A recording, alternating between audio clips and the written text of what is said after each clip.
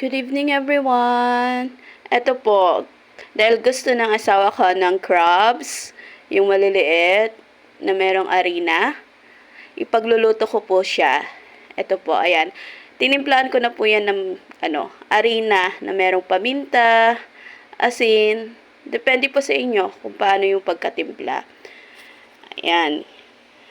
Tapos, gumawa na rin po ako ng, ayan, suka.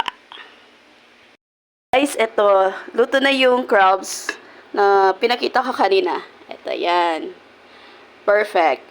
So, dapat pag nagluto kayo ng ganito, yan, maraming arena para maganda yung result. Tapos, nagluto na rin ako ng pansit para sa asawa ko. Ayan. May pineapple. Dito ka na, Chan. Ayan, kain ka na. Tikman mo na yung niluto ko kung masarap. Ito, tikman muna natin yung crispy crabs. Ano? Sarap. Sarap? Crispy. Crispy? O, yung pansit. Ano lasa? Huwag natin yung pansit. Kaysa na, magmumukbang daw siya. Ano? Masarap. Pwede na ba ako, chef? Tapos, mag-pineapple juice tayo para hindi tayo tumaas sa presyon. Sarap. Try tayo, guys.